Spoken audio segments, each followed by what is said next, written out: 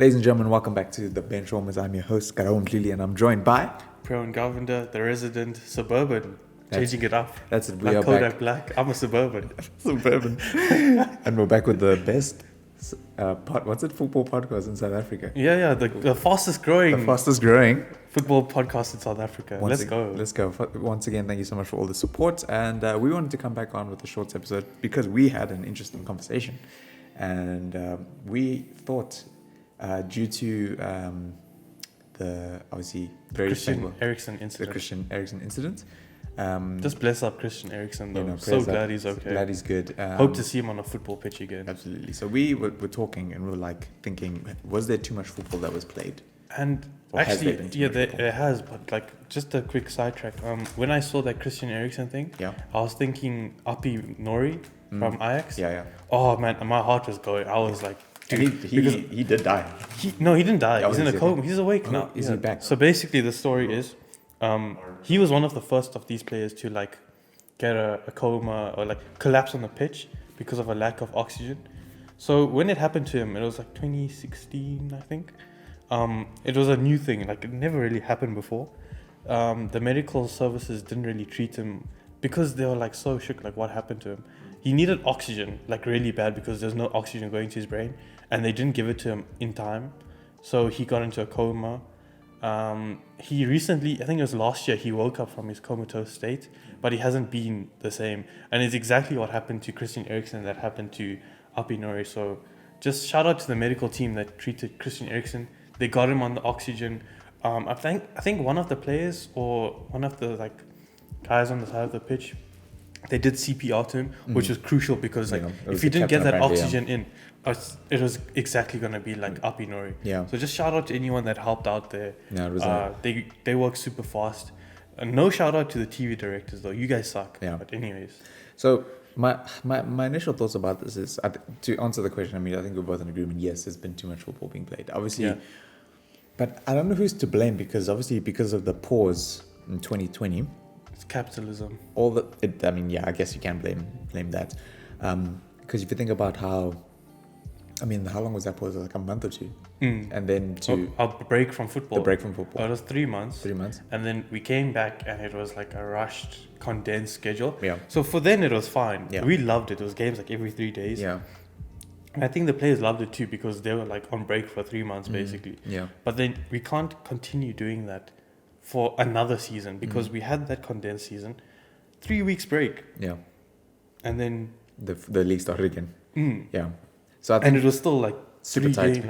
3 days in between every So it day. seems like now with the leagues coming back after the Euros that everything seems to be... I don't think it's going to get fixed. I still think it's going to be rushed. I still think it's going to be a condensed season. I think there's too much football, especially the World Cup next year. So I honestly think that UEFA, the FA, FIFA, they need to get themselves checked because players are humans as well. Yeah. There's only so much they can do. First of all, their health is at risk. There's so many injuries happening lately. It's crazy. And players are playing injured because they need to. Teams don't have the depth to play without these star players. Marcus Rashford, big example. Big example. Yeah. I'm scared for Marcus. I don't want him turning into Michael Owen, just like burning out by 25. Yeah. I want to see him go on and like be a great player for us, be one of the legends. I remember you said in the first episode, you said you don't want to see him playing. I'm so glad he's coming off the bench. I actually don't want to see him feature at all. You have Sancho, they use him. Yeah. See, not at all. Like not even. I don't want him playing at all. Like, just keep him for us. Yeah. I'm being a bit selfish, but no, I get you. I totally get you. He came on the pitch and didn't do anything. Let's be honest. So let's just keep him off.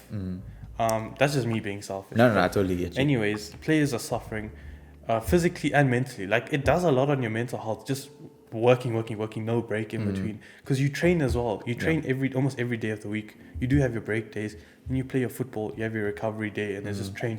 Yeah. Is there a solution? I don't know. Give me some time to think about that. But because the point about next season, like you're saying, is going to probably look the same just because of the World Cup, and it's a completely different schedule because it's a winter World Cup. It's a winter World, yeah. So December, basically. December, yeah. That's going to be great. December football. Great. I mean, fantastic. Great to watch. Great to watch. But then it's Questions over the hosting nation, but no, we don't talk about that. yeah, But this is a bit political. yeah, it's a bit. We don't get cancelled. Yeah.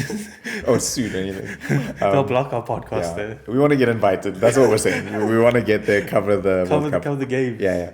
And that's slam bang in the middle of the Premier League season, and I know like Bundesliga takes. Do you know a break. how they're working this? Like, are we playing next season? Then we go on a break. I think so. The World Cup. Yeah, or there's a break in between. do we start the next season, then take a break, World Cup, then continue with the next season? If I remember, obviously this is pre-COVID. The plan was for the Premier League to do a winter break similar to what the Bundesliga does. Yeah.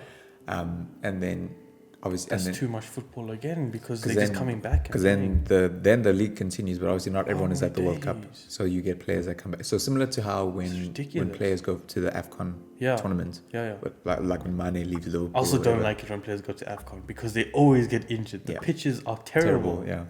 So it's going to be exactly like that. There'll be if they continue with this plan, it's going to be the winter break in December. Yeah, and there won't be the traditional December games where it's like a game every 2 days or whatever. And then when that's over, Prem continues, but the World Cup will also continue. It's just chaos. Anyways, this is all driven by capital gains, sponsorship, TV rights. They just want football, and they're not giving these players breaks. Yeah. And eventually, I'll put aside the players even though they're very important to this whole problem. The level of football is going down as well. I think I did not enjoy last season. Yeah. I'll be honest, I did not enjoy last season. I didn't think it was great. I enjoyed it when United was leading for like a good few I weeks. knew it was just. I knew it was. I knew it was. Yeah, me too.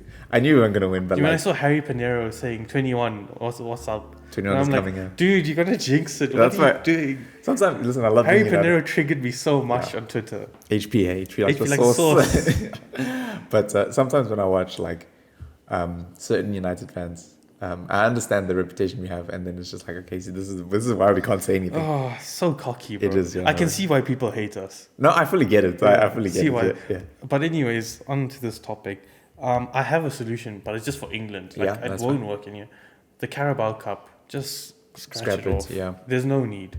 Honestly, the Carabao gives sponsorship money, but it's like so little compared to Premier League TV rights, FA Cup. Just have Premier League, FA Cup, Champions League. Also, UEFA. You said football was for the fans, right? And football was for the people. Why are you increasing the Champions League size to have more games? Which is that more games these players have to play. And they're increasing it ridiculously big now, and then you have to play in these weird countries and on bad pitches. Yeah. Just, I don't know, these guys, these football associations, they're not looking out for the players, I'll be honest. Yeah. And it's taking a turn for the worst in terms of the players' health. Like Christian Erikson, it could have been fatigue, it could have been burnout. Yeah. It could happen to anyone. And it's very scary to watch. Yeah. And I think I totally agree. So maybe... Do you have any solutions? No, I think what they're trying to do with the break thing is like the only thing that's reasonably going to work. I think the Carabao Cup thing is a good suggestion. But then that only works in England. Yeah, but my question is, do you scrap it entirely or do you scrap it just for the season? I think you get lower teams to participate. I don't know. You just get your champion. You get your League 1, League 2, League 3 championship to play in it, and then you leave the Premier League clubs alone. Yeah. I know that could work. No, league football's banging. I'll watch it still. The championship is still doing well. The championship is great. It's better than some leagues in Europe. It is. Random question. Do you have a I have a team that I've been... Because I always say to myself, I'll never support another Premier League team if I didn't support United. Yeah. And there's only 2 other teams which I could reasonably see myself supporting. Yeah. That's not local. Yeah. And one of them is in Championship. Do you have but my I question had Championship teams, but they all got promoted. Aston Villa was my Championship team. Yeah. Brentford was my Championship team. Sheffield United was my... They're back in the Championship now, but I don't know if they'll be as good. My team is Queen's Park Rangers. I've been following them since they were in the Aren't they in League 2? No, they're in the Championship. Are you sure? Yeah. I'm pretty sure they got relegated. No. They almost did, but they finished 9th, bro. Bro, I've been following. Charlie Wusted. Shout out to James Lawrence Olcott, QPR fan. He keeps me updated on what's happening with the team. Their kids are banging. When they were with Nike in the Premier League, there's some banging kids. Dude, when they were in the Prem, they had guys, Esteban Granero from flipping Real Madrid coming to play for them. That's some ballers, team. bro. What a team. Bro, Adalto Rapt. The streets will never forget him. Never forget. Charlie Austin. What a baller. FPL hero, bro. What a baller, bro. I flipping love QPR. So, With the lower league teams, I'd be invested just because there's a team that put the lower league teams in there and let them play, bro. They could use the money more than the top teams. 100%, yeah. So yeah, man, I think it's a solution that we probably need to discuss more. Do you have any like solutions in general for like all leagues? It's kind of hard to think of solutions. It's hard because with how COVID, with that break, it messed everything up. So like I think there's still like another, in my opinion, it might take another season or two just to get back into like normal rhythm again. I have another. Do you think the players have the power to change anything? Like how like football authorities are operating? Because UEFA, they don't care about anyone. They just care about money. I think it's different because like this is similar. This is happening similarly now in the NBA, but the difference is there's only like 500 players in the NBA. So you have players like LeBron James who have way more clout if they complain. I'm not an NBA guy. I'll leave this to you. Yeah. So LeBron will say something, and because he's the most famous player and everyone knows him and he has he has probably the biggest following, plays for the most successful organization or one of the two. Stuff will change, or like in the background people will talk about it more. With international football, because there's so many players. And they only really care. There's only a certain handful that are like. It's only if like Messi and Ronaldo both like threaten to go on strike, which is not going to happen. Like then there's not. I don't think anything's going to change. Like you're saying, they don't care about the players. They care about the money. UEFA only got mad about the Super League is because the money was going away from them, and their whole like competition was going to fall apart with all these giant clubs, and they're just going to miss out. They don't care about fans. They don't care about players. They don't. So. I don't see. But if you want to give me Champions League final tickets, Listen, if you want to invite us, we're not going to say no. We're really not going to say no. I'll bring the UEFA propaganda up. Yeah, come on. You guys sort us out. We love Qatar. We really think it's a beautiful country. We love UEFA. We love UEFA, man. We really do. We love FIFA. Come on. I was just doing this for views. But if you guys have any suggestions or if this is a topic you've thought about, just general question: do you think too much football is being played? Or as a fan, are you enjoying it? What is your honest opinion? Let us know in the comments. Do you think the football is suffering because of this? Because I think it's gone down a few levels. I didn't enjoy last season. I think so too. I'm so with you. But let us know in the comments. We'll post on Instagram. It's going to be on YouTube. This is going to be on everywhere. So engage with us. Again, we're loving the engagement. Fastest growing football podcast in SA. Let's go. Let's do it. Ladies and gentlemen, with the bench warmers, I am Karam Klili. This is Priyan Govender. We're out. Peace.